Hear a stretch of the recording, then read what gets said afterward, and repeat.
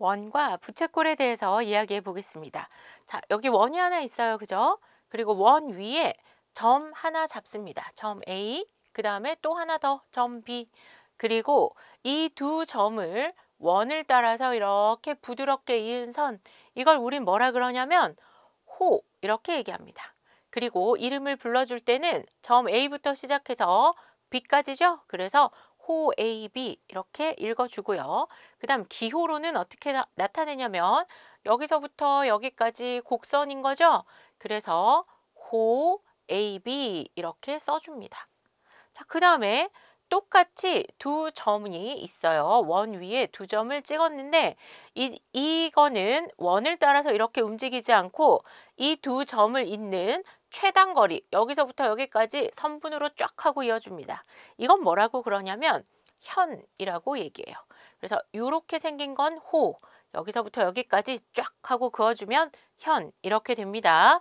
근데 현은 어차피 점 C부터 점 D까지의 최단 거리잖아요.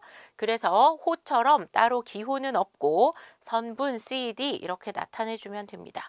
그러면 호와 현, 헷갈릴 때는 어떻게 생각할까요? 호는 원 따라서 부드럽게 곡선, 현은 여기서부터 여기까지 직선, 선분을 생각하면 됩니다. 그 다음에 여기에 할선이라는 게 있어요.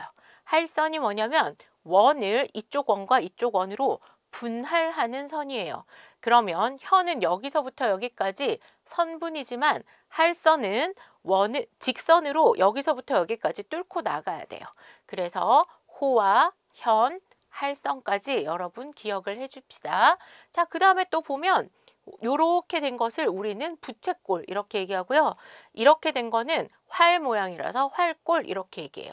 그럼 부채꼴은 뭘로 이루어졌을까 보니까 반지름, 반지름, 호잖아요. 그래서 부채꼴은 반지름과 호로 이루어지면 우리는 부채꼴 이렇게 얘기합니다.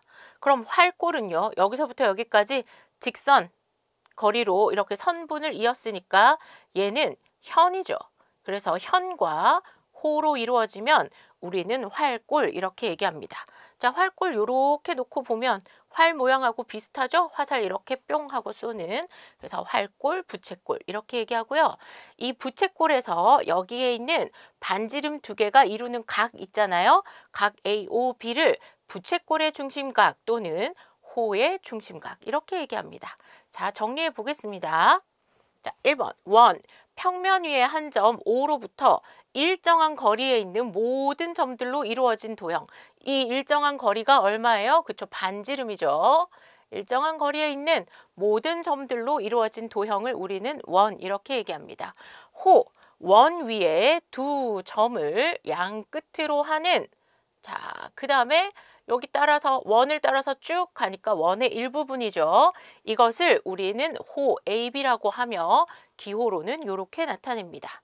자, 호 AB는 보통 길이가 짧은 쪽에 호를 나타내요. 왜냐하면 두 점을 끝점으로 하고 이렇게 지나면 이렇게 길이 짧은 쪽도 있고 길이 긴 쪽도 있잖아요. 일반적으로는 짧은 쪽에 호를 표현합니다.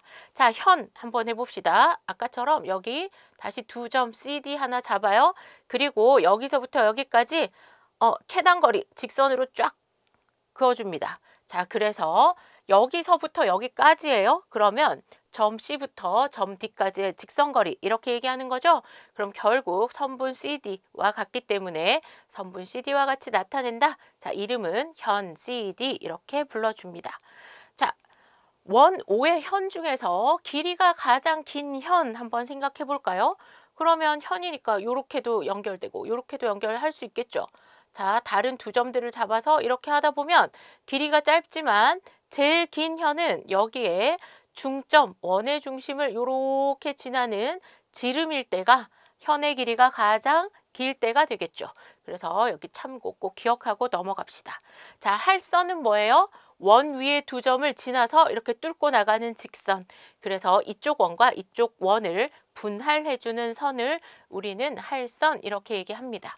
자, 그 다음에 부채꼴은 원 O에서 두 반지름 OA, OB와 호 AB로 이루어진 도형. 그러면 이렇게 되겠죠. 여기를 O라 그러면 여기를 A, B로 해봅시다. 그러면 반지름과 호로 이루어졌어. 이렇게 생긴 도형을 우리는 뭐라고요? 부채꼴 이렇게 얘기합니다. 자, 그 다음에 부채꼴 AOB에서 두 반지름 OAOB가 이루는 각 AOB를 부채꼴 AOB의 중심각이라고 합니다. 또는 호 AB에 대한 중심각이라고 이야기합니다. 자, 그럼 활꼴 다시 생각해 볼까요? 이렇게 하면 현 CD가 있어요. 그리고 호 CD로 이루어진 이 도형을 우리는 활꼴 이렇게 얘기하잖아요. 자, 지금 둘 다 모양이 되게 다르게 생긴 것 같은데 이거 꼭 기억해 줘야 됩니다. 문제가 되게 많이 나와요. 반어는 활꼴인 동시에 부채꼴이에요. 자, 부채꼴 점점점점점점 더 넓게 중심각 넓게 펴볼까요? 그럼 중심각이 180도가 됐을 때 자, 그럼 여기를 A', 여기를 B'이라고 해볼까요? 그럼 여기 부채꼴이 어떻게 돼요? 이렇게 반원이 되겠죠. 자, 아까 여기 얘기했잖아요. 현 중에 길이가 가장 긴 현은 원의 중심 O를 지나는 지름이라면서요. 그럼 얘가 현, 그 다음 여기가 호 이렇게 되면 이때도 뭐가 생기겠어요? 반원이 생기겠죠. 그래서 활꼴도 반원이 되고 부채꼴도 반원이 되기 때문에 반원은 활꼴인 동시에 부채꼴이다. 이렇게 얘기해 줄 수 있습니다. 자, 원 위에 두 점을 양 끝으로 하는 호는 한 개뿐일까? 아까 얘기했죠. 두 개인데 일반적으로는 짧은 쪽을 얘기하고요. 긴 쪽을 표현해 주고 싶으면 여기 중간에 점 P 같은 걸 하나 더 잡아줘요.